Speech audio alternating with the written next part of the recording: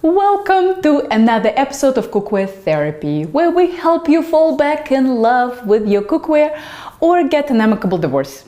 Most people know that the material of their cookware makes a difference to the outcome of the dish. But the pan size and shape matters just as much, and today we're gonna give them the attention they deserve. Let's go through my cabinets and do a little show and tell.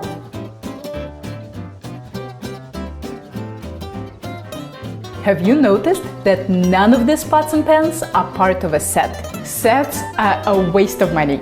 You want to choose the size, shape, and material of every piece of cookware. For example, it makes perfect sense to have a teflon skillet, but absolutely no sense to have a teflon pot, because, well, who fries fish and eggs in a pot?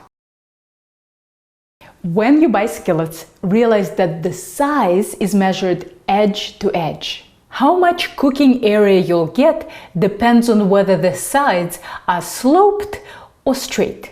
Sloped sides encourage evaporation, resulting in faster browning and faster reduction of liquids for pan sauces. They also make it more comfortable to slide a spatula under your food. Straight sides give you a bigger cooking area when browning large quantities of meat, and they can hold more liquid, which is great for a braise. Here are two pans that I couldn't live without: a 10-inch stainless steel pan with sloped sides and a 12-inch stainless steel pan with straight sides. This one is great for caramelized onions, searing any meat, poultry, scallops from fish, and sautéing vegetables. It's such a useful pan that I have two of them. My 10-inch pans are made by All-Clad and Tramontina, but I've heard good things about Cook's Standard brand, which is even more affordable than Tramontina. This large pan is great for stews and braises. You can fit a ton of short ribs, veal shanks, or chicken thighs into it. It can also do all the tasks of the pan with sloped sides.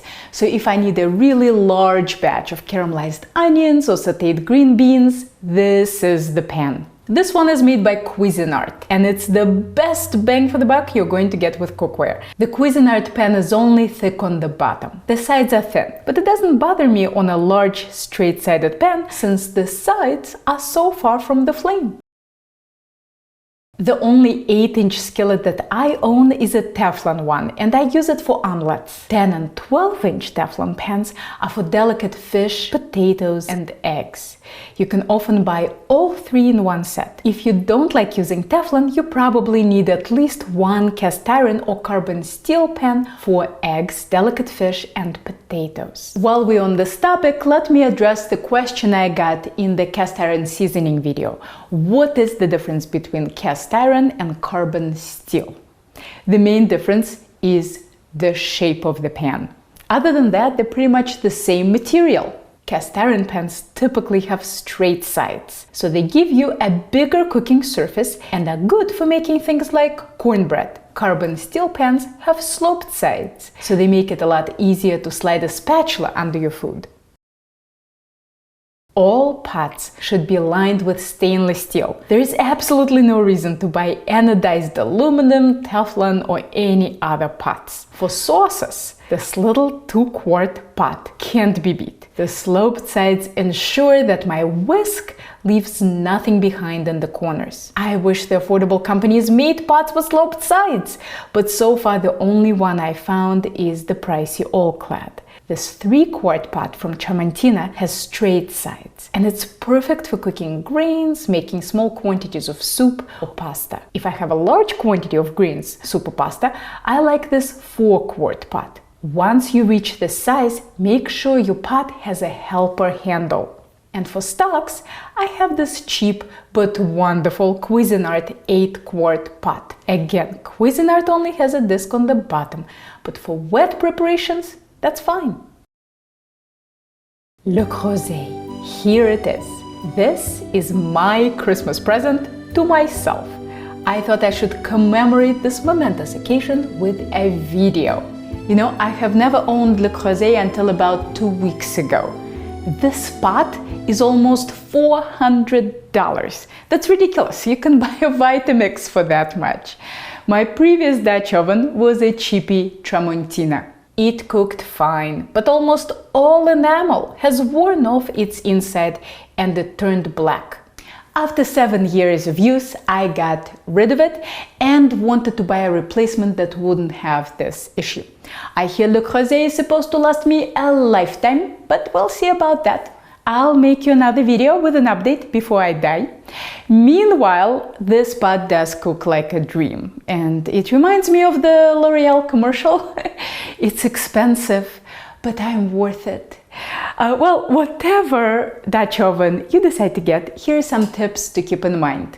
An oval one might look cute, but won't necessarily heat evenly. You want a big surface area for browning, so pots that are wider than they are deeper work well. Braises last very well and can even be frozen. So if you're going through the trouble to make one, it makes sense to make a lot. That's why I tend to prefer very large Dutch ovens. This one is around 7 quarts. In my previous house, I had the cheapest possible gas stove with tiny little burners. They worked just fine for my 10-inch pans, but my 12-inch pans would only heat up in the center. So your burner size might be something to consider before buying really large pots and pans. By the way, I'm sorry about the sound in this video. Unfortunately, it is raining in Boston right now, which is great for cooking, but bad for shooting. Good pots and pans can last a lifetime, except for the teflon ones.